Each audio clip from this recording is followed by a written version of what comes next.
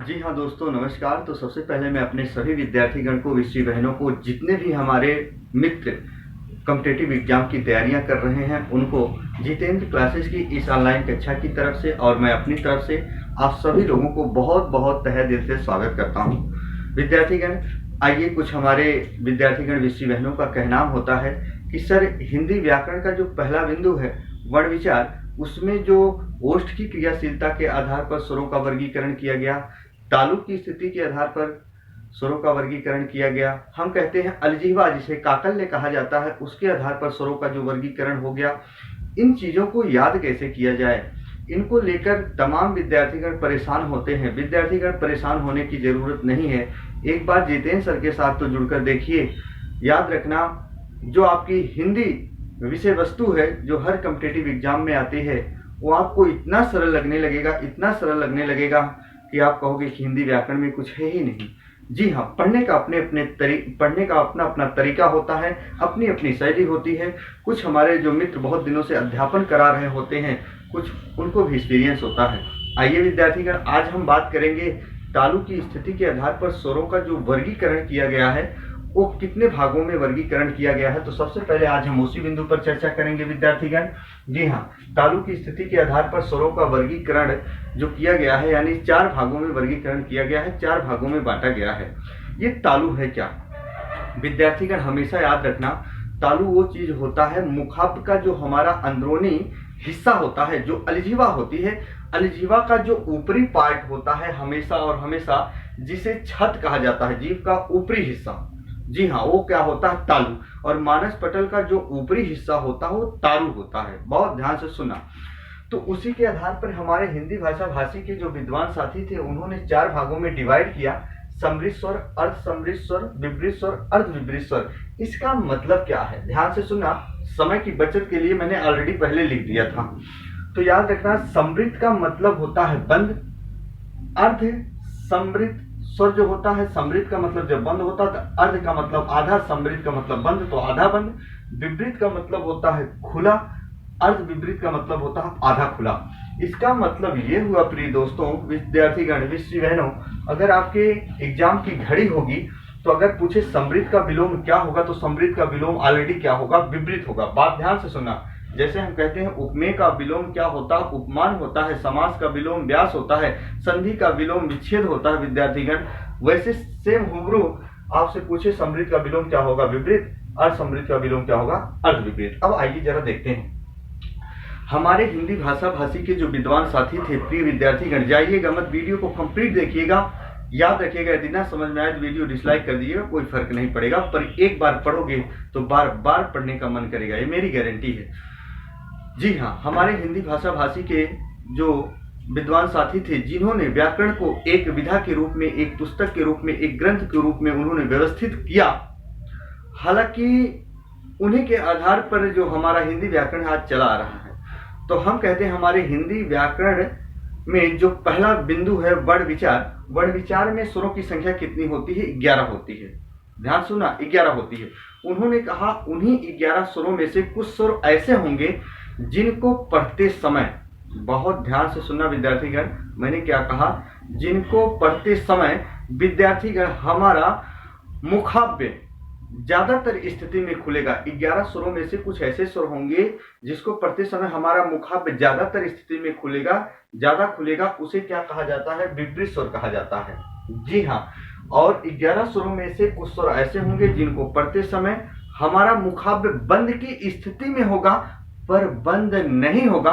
जिस दिन मुखाब्बे बंद होगा उस दिन आप किसी भी वर्ण का उच्चारण नहीं कर सकते हो। तो याद रखना, समृद्ध स्वर जो होता है वो जब हम पढ़ेंगे तो मुख हमारा बंद की स्थिति में होता, मुखाब्बे बहुत कम स्थिति में खुलता, इसलिए इसका नाम उन्होंने बंद रख दिया। जी हाँ, अर्ध समृद्ध, याद रखना, कुछ ऐसे स्वर होंगे जिसको पढ़ते समय हमारा मुखाब्बे आधा बंद रहेगा, और याद रखना कुछ ऐसे स्वर होंगे जिसमें आधा खुला रहेगा। सिंपल सी बात है। आइए जरा 11 स्वर लिख के हम जिक्र करेंगे, आपके मानस पटल में हमेशा के लिए हमेशा जड़वित और स्तंभित हो जाएगा वो। जी हाँ, आइए जरा देखते हैं। तो सबसे पहले हम बात करेंगे विद्यार्थीगण, इसी 11 स्वर पर कैसे आप याद करोगे। आ हम कहते हैं ई, हम कहते हैं क्या? उ, जी हाँ, ओ ओ, फिर हम कहते हैं री, फिर कहते हैं ए, ओ, और क्या होता है विद्यार्थीगण, अ होता है। ये 11 स्वर होते हैं, ध्यान से देखिएगा, 11 स्वर होते हैं। और हम बात करें विद्यार्थीगण, 11 स्वरों में से जो बड़ा आ है, इसको पढ़ते समय हमारा मुखाव्य सबसे ज्यादा खुलेगा। हम कहते हैं, हम हमारे घर परिवार में छोटा बच्चा होता है, कम समझदार होता है, शिशु होता है, नादान होता है विद्यार्थीगण, बच्चे के गले में कोई इन्फेक्शन हो जाती है या कोई चीज निगल जाता है बच्चा, तो हम अपने नजदीकी चिकित्सालय में डॉक्टर महोदय के पास जाते हैं। अब डॉक्टर महोदय बच्चे से कहते हैं, या हम अपने घर परिवार में सभी लोग जो होते हैं बच्चे से कहते हैं, बेटा जरा आकर। क्यों ही आ कराया जाता है? क्योंकि हम सभी लोगों को ऑलरेडी पता है कि आ कराते ही बच्चे का मुखाव्य ज्यादातर स्थिति में खुलेगा आ। तो याद रखना, डॉक्टर महोदय या घर परिवार के सभी सदस्य बच्चे के गले में हुए इन्फेक्शन को, यानी बच्चे के गले में फंसी हुई चीज को हम देख पाते हैं। कारण वही होता है विद्यार्थीगण, आ करेंगे तो मुखाव्य सबसे ज्यादा खुलेगा। तो मैंने आ को उठा के कहाँ रख दिया, जैसा जिसका नाम है वैसा उसका काम है, आ को उठा के ऑलरेडी इसमें रख दिया। जरा देखो, विपरीत हो गया। अब इसका सजातीय जो स्वर है ये होगा छोटा, यानी इसका आधा किस में खुलेगा, यहाँ छोटा ए में। तो याद रखना, अर्ध विपरीत, आधा को उठा के हम इसमें रख दिया, यानी बड़ा में सबसे ज्यादा खुलेगा, इसका आधा किस में खुलेगा, छोटा में। आइए इधर आइए विद्यार्थीगण, हमारे संयुक्त स्वर कितने होते हैं? याद रखना, संयुक्त स्वर कितने होते हैं? 4 होते हैं। और वो संयुक्त स्वर होते हैं ए, ओ, और कितने होते हैं? औ। तो याद रखना, जो वृद्धि संधि में भाग होते हैं अ और औ, याद रखना संयुक्त स्वर 4 होते हैं। अ और औ जो होते हैं विद्यार्थीगण, उसको उठा के मैंने कहाँ रख दिया, यहाँ। किसमें विद्यार्थीगण? अर्ध विपरीत में। ध्यान सुना, संयुक्त स्वर 4 होते हैं, उनमें से 2 को मैंने कहाँ रख दिया, अर्ध विपरीत में। और याद रखना बचे क्या, 2, ए और ओ। तो ये कहे भैया, जब हम 4 लोग थे, अ और औ अर्ध विपरीत में भाग लिए, तो जो ए और ओ बचे हमको भी अर्ध वाले में रख दो, लेकिन अर्ध समृद्ध स्वर में रख दो।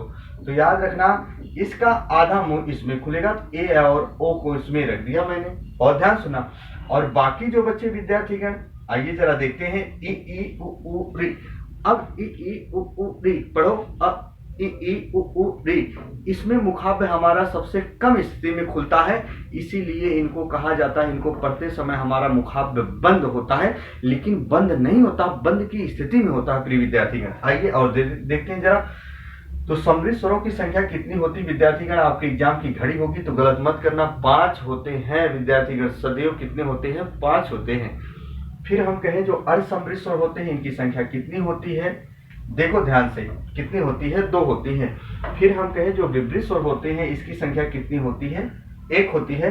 फिर हम कहें अर्ध विपरीत स्वर कितने होते हैं? 3 होते हैं। जब इनको ऐड करोगे सभी को, तो प्रिय विद्यार्थीगण इसकी संख्या कितनी होगी? 11। यानी टोटल 11 ही स्वर थे, 11 में से ही इनको हमेशा और हमेशा रखना है। तो अब गलत मत करना, कहाँ कैसे होगा। तो तालु की स्थिति के आधार पर स्वरों को कितने भागों में डिवाइड किया जाता है? 4, समृद्ध, असमृद्ध, विपरीत और अर्ध विपरीत। तो विद्यार्थीगण, यदि वीडियो आपको अच्छा लगा हो तो याद रखिएगा, लाइक और सब्सक्राइब करना ना भूलें। तो मेरी कक्षा आज तक यही होगी, फिर नेक्स्ट दिन हम मिलेंगे। स्वर हमारा चल रहा है, हिंदी व्याकरण का स्वर अभी ही चल रहा है, और जैसे कंप्लीट होगा उसके नेक्स्ट वाले बिंदु पर हम आपसी वार्तालाप करेंगे। तब तक आज की घड़ी यहीं तक। जय हिंद, जय भारत।